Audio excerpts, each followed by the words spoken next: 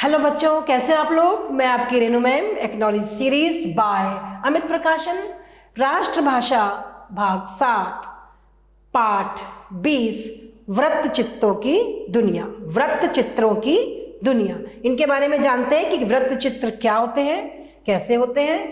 वृत्त चित्र दर्शकों पर कई तरह से प्रभाव डालते हैं। देखने वालों के ऊपर वृत्त चित्र जो होते हैं अलग अलग तरीके का प्रभाव डालते हैं। ये अधिक मेन रूप से तो ये जानकारी क्या देते हैं, विभिन्न प्रकार की हो सकती है, जैसे कई तरह से प्रभावित कर सकती हैं हमें ये जानकारियाँ। जैसे इनसे हमें विज्ञान की जानकारी हो सकती है, हमें दुनिया की और देश के विकास से जुड़ी हुई गतिविधियों की भी जानकारियाँ हो सकती हैं। दुनिया और देश का विकास कैसे हो रहा है हम वृत्त चित्र के द्वारा जान सकते हैं। ये बिगड़ते पर्यावरण के प्रति सावधान करते हैं। मौसम बदलता है, कैसे जलवायु बदल रही है, उसके बारे में भी हमें ये वृत्त चित्र सावधान करते हैं।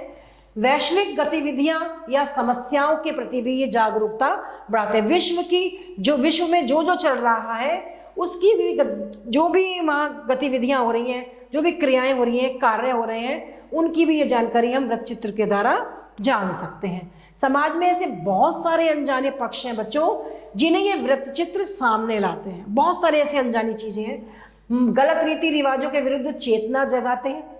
अगर कोई गलत रीति रिवाज चल रहे हैं तो हमारे मन में ये चेतना जगाते हैं ये वृत्त चित्र कि ऐसा क्यों हो रहा है। दर्शक के कानों में चुपके से ऐसा कुछ कह जाते हैं ये वृत्त चित्र कि उनके जीवन को दूर तक ये प्रभावित कर देते हैं।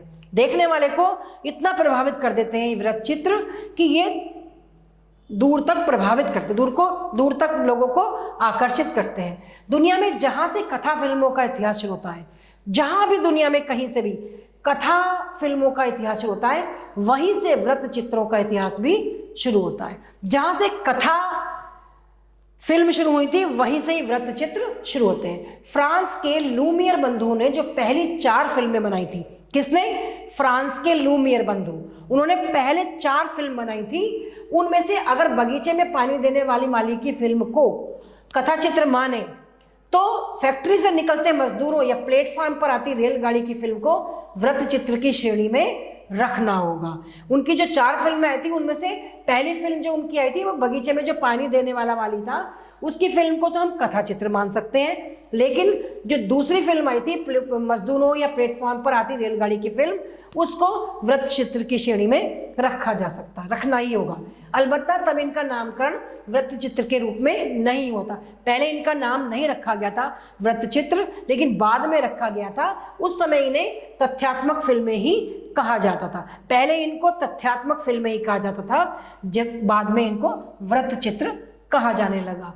भारत में लूमियर बंधु की इन लघु फिल्मों का प्रदर्शन जुलाई से होने लगा था। जुलाई महीने में ये जो लूमियर बंधु हैं फ्रांस के, इनका भारत में ही बनी लघु फिल्मों को पहली बार में दिखाया गया। सबसे पहले भारत में ही दिखाया गया इन छोटी फिल्मों को।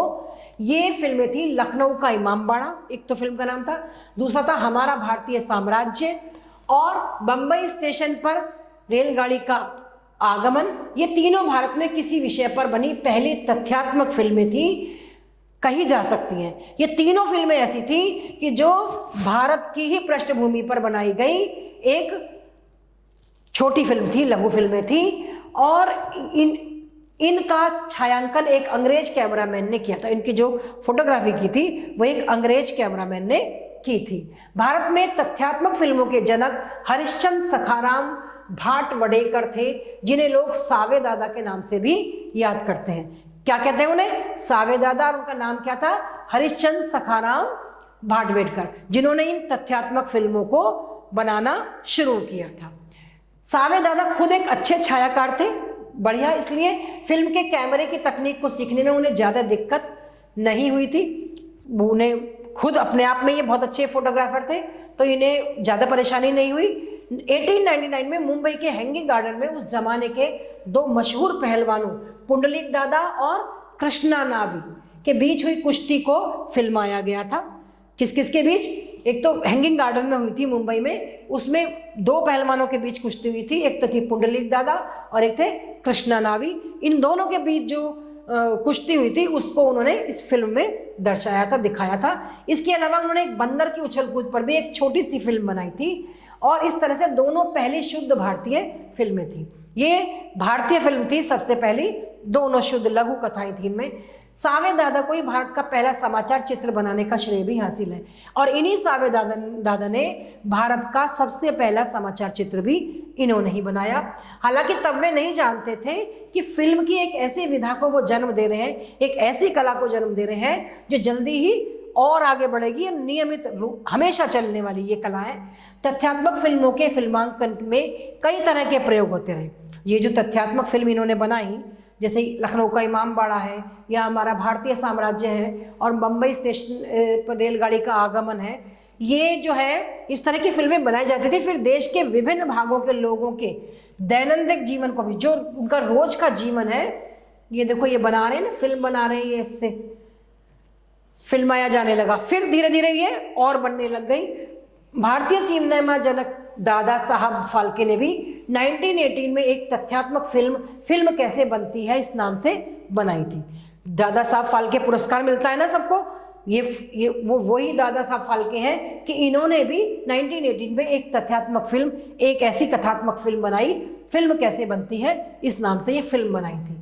वृत्त चित्रों के शुरुआती दौर यानी 1920 में बाल गंगाधर तिलक की मृत्यु पर उनकी शव यात्रा और अंतिम संस्कार पर भी एक समाचार चित्र बना था। जब बाल गंगाधर तिलक की डेथ हुई थी, तो जब उनकी मृत्यु हुई, उनकी बॉडी ले जाने लग गए, उस पर भी एक समाचार चित्र बनाया गया था। उसके बाद भारतीय राष्ट्रीय कांग्रेस के खुले अधिवेशन पर भी एक समाचार चित्र तैयार किया गया। इस तरह समाचार चित्रों का सिलसिला फिर धीरे धीरे शुरू हो गया। फिर समाचार चित्र भी, तथ्यात्मक फिल्मों के बाद फिर समाचार चित्र भी चलने लगे। एक समाचार चित्र में गांधी जी कांग्रेस अधिवेशन को संबोधित करते हुए दिखाए गए। समाचार में जो चित्र बनते हैं वो समाचार चित्र कहलाते हैं। एक अधिवेशन में गांधी जी जो है कांग्रेस अधिवेशन को संबोधित करते हुए दिखाए गए। इस फिल्म की झलकियां हमें अक्सर गांधी जी की या स्वाधीनता संग्राम पर बनी बाद की जो डॉक्यूमेंट्री फिल्म होती है उनमें दिखाई दे जाती हैं। इसी तरह टाटा के जल विद्युत संयंत्र के उद्घाटन के मौके पर भी एक फिल्म बनी थी। एक फिल्म सूर्य ग्रहण पर भी बनाई गई थी। जब सोलर ये होता है सूर्य ग्रहण हमारा, तो तब उस पर भी एक फिल्म बनाई गई थी। उन दिनों ये होता था कि कैमरामैन जहाँ जो भी कैमरामैन को जो भी दृश्य दिखाई दे जाता था वो क्या करते थे, उस पर फिल्म बना देते थे। बाद में कुछ खराब दृश्यों को निकालकर वो क्या करते थे, बाकी दृश्यों को जोड़ दिया जाता था, फिर उसकी एडिटिंग कर देते थे। जो खराब दृश्य होते थे, खराब सीन होते थे, उनको उनमें से हटा देते थे। संपादन के जिस तरह के चमत्कार हमें आज देखने को मिलते हैं, उस जमाने में उनकी कल्पना भी नहीं की जा सकती थी। उस जमाने में तो ऐसा नहीं हो सकता था। आज तो बहुत तरक्की हो गई है। 1930 के दशक में क्वेटा, जो पाकिस्तान में है, क्वेटा में भूकंप आया था। तब तक फिल्मों में ध्वनि का साउंड पहले नहीं थी, फिर धीरे धीरे आवाज आई। तो क्वेटा में जब पाकिस्तान में भूकंप आया था, तब इन फिल्मों में ध्वनि आवाज आ चुकी थी। मुंबई की इंपीरियल फिल्म कंपनी ने इस पर एक वृत्त चित्र बनाया और उसके साथ विभिन्न दृश्यों के बारे में बताती कमेंट्री भी जोड़ी गई।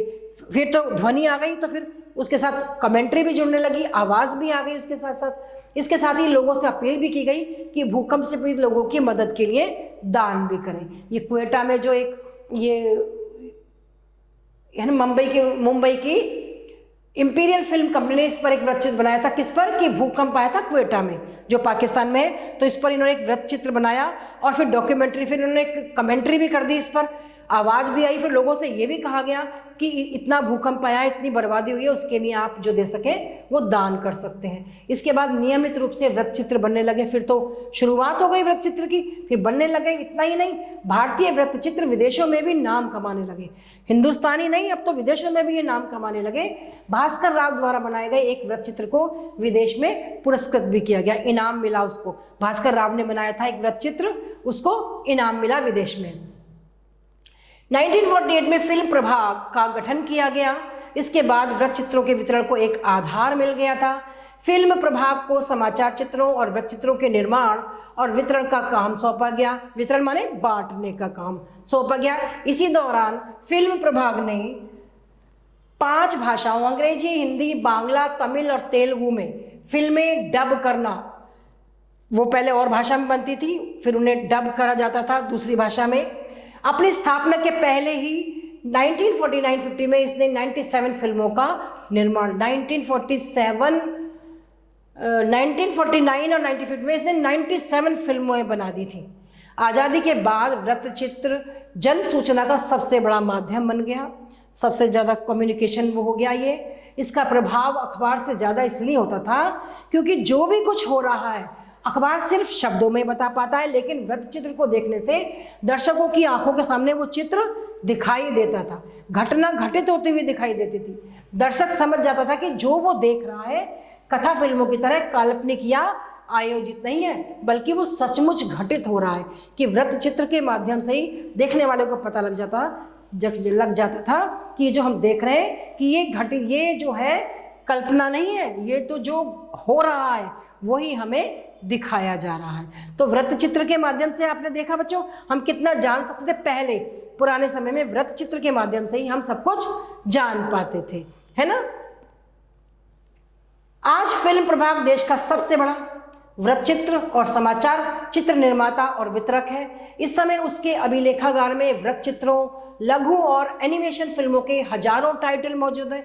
आज तो इतना सारा बन चुका है, वृत्तचित्र का एरिया इतना बढ़ गया है कि उसकी समाचार पत्र निर्माता और इतने सारे उनको बांटने वाले हैं, बनाने वाले हैं। इसमें वृत्तचित्र है, लघु और एनिमेशन फिल्म भी बन गई हैं। ये फिल्में सामाजिक सांस्कृतिक महत्व के विषयों से लेकर महत्वपूर्ण राजनीतिक घटनाओं पर है। देख रहे हैं ना बच्चों आप, ये फिल्में, ये सब हम इसमें हमारे गौरवशाली अतीत की बहुत सारी यादें बंद हैं। जो हमारा पुराना इतिहास है इस वृत्तचित्र में बहुत सारी हमारी यादें इसके अंदर बंद हैं। फिल्म प्रभाग के पास वितरण के कई रास्ते हैं। इसके द्वारा तैयार किए गए वृत्तचित्रों को देश भर के सिनेमाघर दिखाते हैं। इन्हें राष्ट्रीय व स्थानीय टेलीविजन नेटवर्क पर प्रसारित किया जाता है। विदेश मंत्रालय विदेशों में मौजूद अपने कार्यालयों के लिए इन फिल्मों के प्रिंट भेजता है, विदेश मंत्रालय, है ना। ये फिल्में विदेशों के वीडियो और टीवी नेटवर्क पर प्रदर्शन के लिए भी भेजी जाती हैं यहाँ से, भारत से।